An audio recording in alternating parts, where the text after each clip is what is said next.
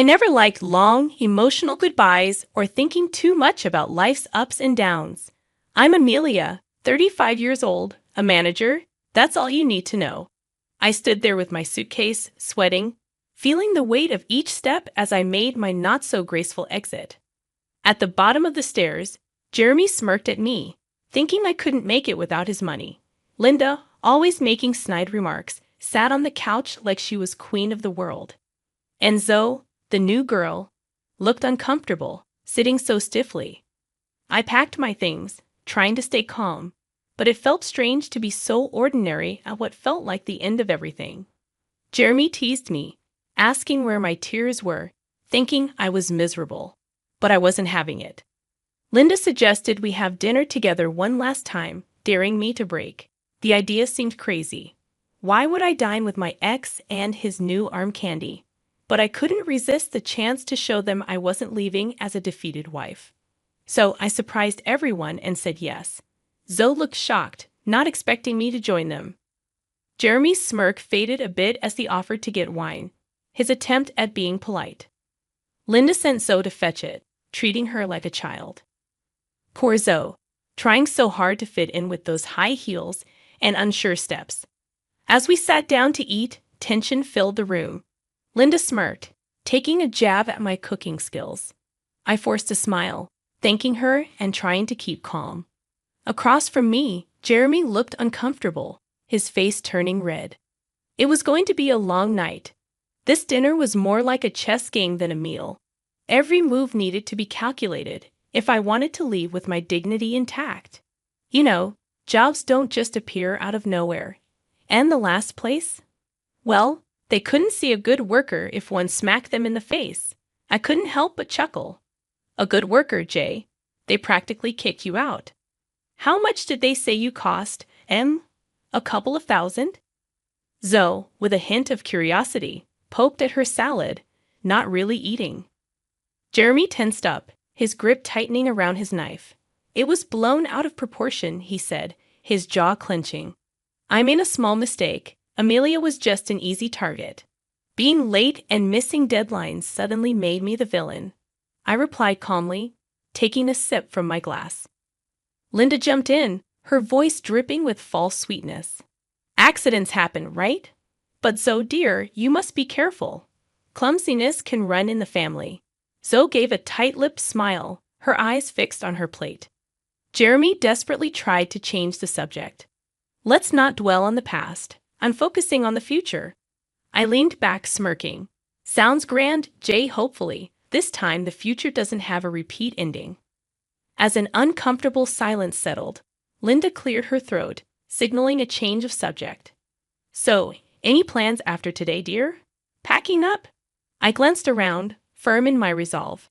First good night's sleep in months, I reckon, I said, finally putting down my fork. Zoe, eager to contribute, spoke up. Oh, it's nothing much. Just an opening in the admin department.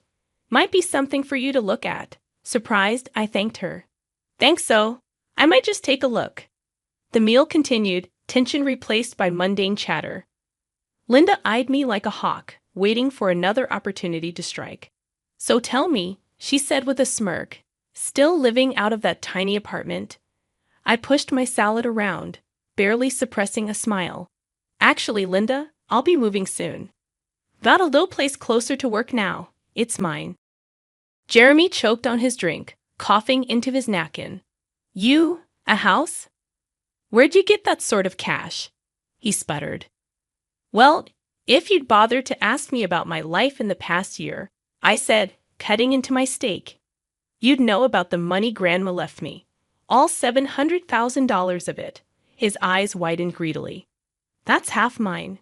Jeremy blurted out, his fork clattering onto his plate. Linda chimed in, absolutely, Jeremy. Married means shared assets. But I leaned back, letting out a laugh. Funny how you'd forget the prenup you shoved in my face. What's mine is mine, and what's yours is yours, wasn't it? So, sitting next to Jeremy with a plate of untouched food, looked at me with a mix of shock and disgust. Poor thing probably didn't sign up for this soap opera. Jeremy's face turned tomato red. That's before I knew you were coming into money, he shouted. I took another bite, savoring not just the meal, but the victory. That's just tough luck, I say, giving him a wink. Zoe's eyes dart between us, clearly regretting her choice for the night. Maybe for more than just tonight. And Jeremy? Well, he's in full tantrum mode now, his napkin thrown down with a dramatic flourish. You know what? This is crap. You can't just. I cut him off. Oh, but I can. And it seems like I just did. Dinner goes on, and with every petty jab they throw, I parry with the ease of someone with nothing to lose. Because in this tacky dining room with its gaudy chandelier and suffocating small talk, I've never felt freer. After all, there's no place like my own new home, however small and on the other side of town it may be. The sharp scent of roasted chicken mingles with the tang of tension in the air. The dining room feels smaller with every word Linda spits out. And tomorrow? Linda's cheeks flush the same shade as the wine in her glass. I'm calling Mark. You'll be out of a job before you can say unemployment. Everyone at the table could hear the scrape of the knife against the plate as Jeremy cuts into his chicken a little too forcefully. The sound rings out like an alarm, but I can't help it. I start laughing. It bubbles out uncontrollably, a response so absurd against the backdrop of Linda's scowl. What's so funny? Linda practically hisses, her fork hovering midair. Jeremy's eyes are wide like a kid caught with his hand in the cookie jar. The room goes still, ready for the drama to explode. Straightening up, I wipe the corner of my eye, still chuckling. You too? I say, shaking my head. You don't know the half of it. Their gazes are like hooks, waiting for the punchline. 4 months ago, I landed a new job. Head of a department at a big trading company. Paychecks double what I used to make. Silence slams into the room like a wave. Linda's fork drops with a clatter. But it's Jeremy's face I savor. The mix of horror and envy is almost delicious. No, Jeremy finally mutters, his voice a mix of disbelief and resentment. Yep, I pop the pea like bubblegum. And as for calling in favors, I don't need your connections anymore. Then, as if on cue, the doorbell rings. That'll be the movers, I say, shoving my chair back. The screech of its legs against the floor is a fitting soundtrack to Linda's dropped jaw. I saunter to the door, heart pounding but free. Opening it, there they are, a couple of burly guys with Hank's Moving Company stitched on their caps. We're here for your stuff, one of them says, more stating than questioning.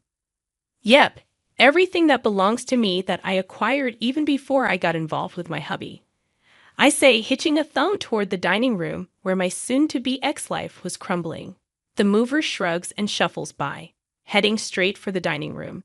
Their heavy boots thud on the hardwood, every step a nail in the coffin of this uncomfortable evening. Linda is standing now, her napkin forgotten on her plate.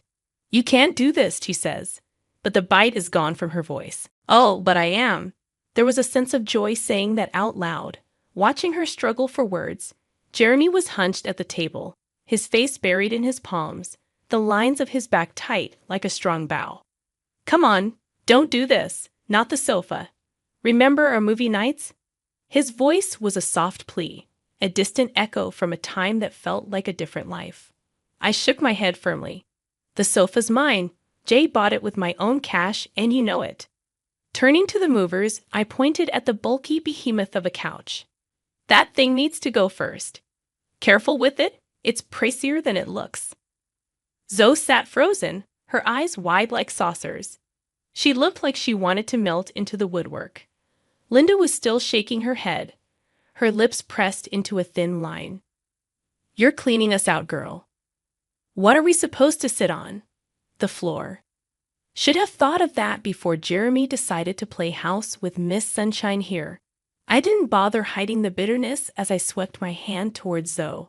The movers were a symphony of grunts and commands, hefting up my furniture with practiced ease. The TV came off the wall with a pop. The dining table was dismantled with a clatter.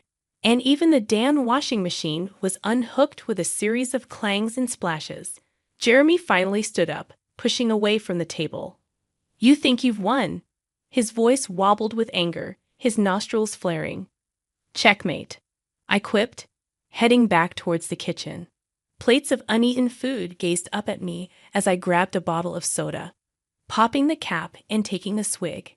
It wasn't champagne, but the fizz tasted like victory. The movers began hauling boxes, the heavy sound of cardboard thumping against the front door as they passed in and out. I walked back into the dining room, grabbing a few last personal items, a picture frame, a ceramic cat Jeremy always hated, and my favorite mug. All right, but the car too? Jeremy stood up, his face flushed a deep red. You can't be serious. How am I supposed to get to work?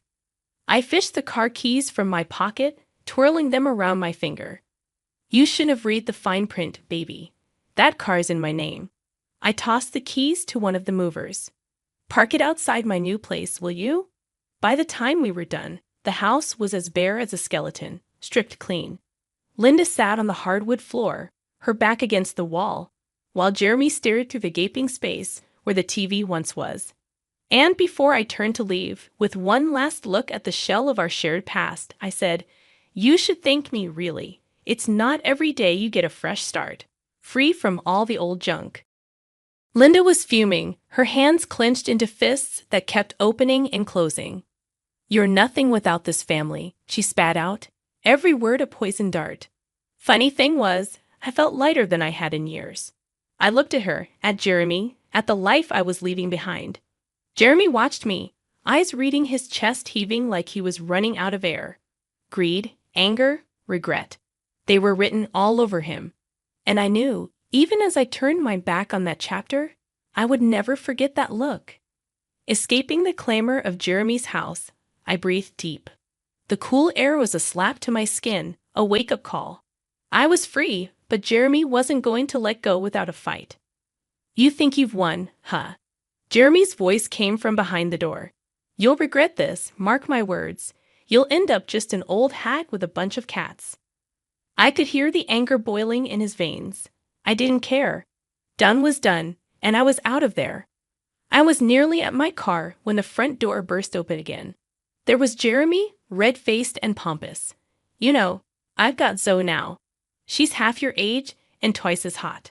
His barb was meant to wound, but it missed its mark, because right then Zoe herself appeared, flinging Jeremy's arm off her like it was a filthy rag.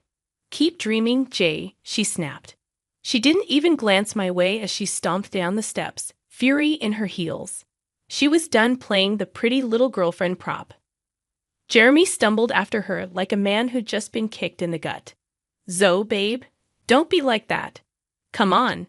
But Zoe spun around, and the look she shot him would have curdled milk.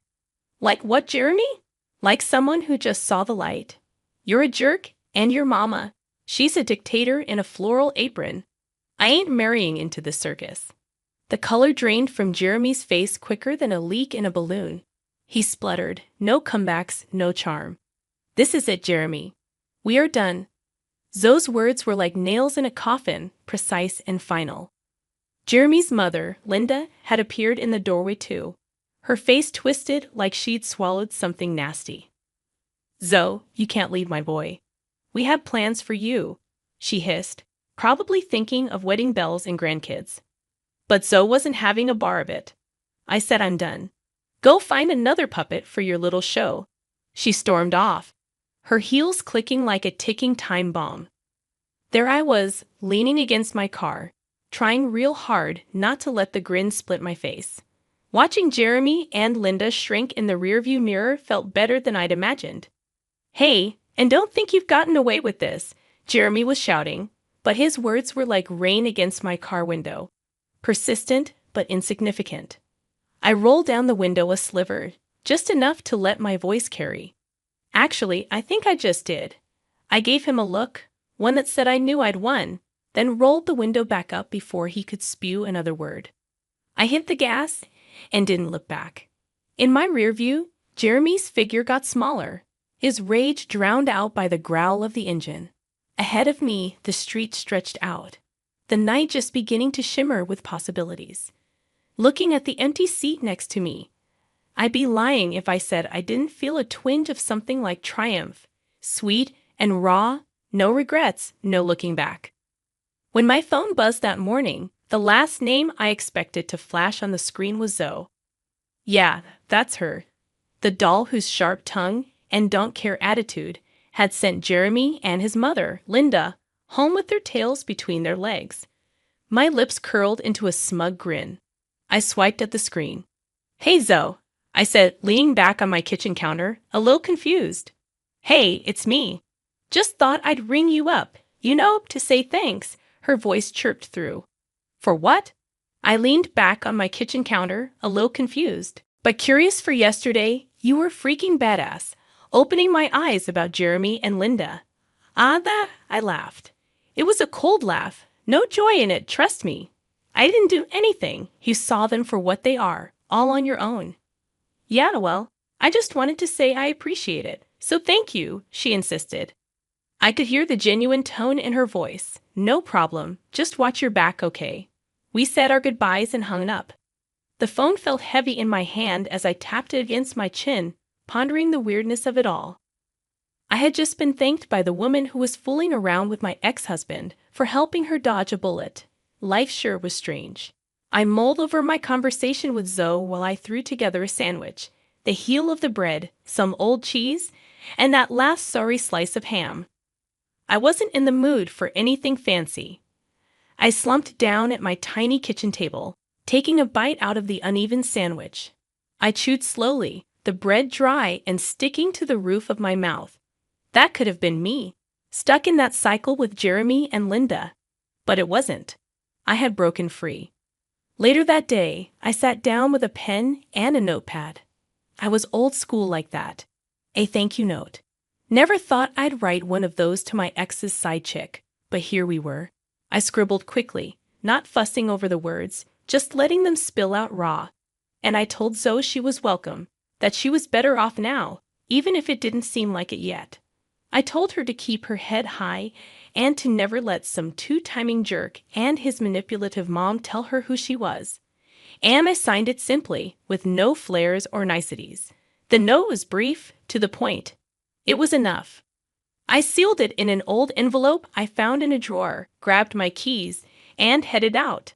I dropped the letter in the mailbox, no need for face-to-face. The words said it all. Walking back to my apartment, I kicked at a stray pebble. Life had given me lemons, and I didn't make lemonade. I threw those lemons back hard, and now I was helping others do the same. I had made peace with my past, with Jeremy, and surprisingly, I had made peace with Zoe too. The world kept turning, bizarre as it was, but at least for today, it was turning in my favor. The lawyer had one of them smirks when he handed me the last paper. It's all yours now, he said, loud enough for Jeremy to hear across the room. Nice doing business with you, I said, rolling my eyes a bit as I took the paperwork. The ink felt fresh and symbolic, the full stop at the end of a long, dragged-out story. Jeremy didn't say nothing. He just stood there, looking like someone had taken the ground from under him, probably realizing his mom's plan had backfired. Linda? She had a face like thunder, her lips thin like she'd been sucking on lemons. Can you believe this?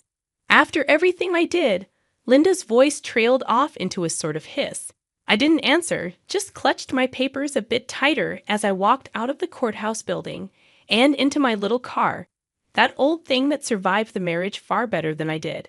I caught Linda's eye. She was staring at me from her big shiny car, probably feeling her age and her mistakes. You got what you wanted, huh? Jeremy puffed out as he caught up with me, his hands shoved deep into his pockets, shoulders hunched. I turned to him, the feeling of being finally free making me bold. No, Jeremy, I got what I deserved. There's a difference. My phone beeped, a message from Stella, a friend who'd stuck by me like glue. Drinks tonight? She asked. I couldn't help but smile. Stella got it. Hell yes, I texted back, slipping into the driver's seat.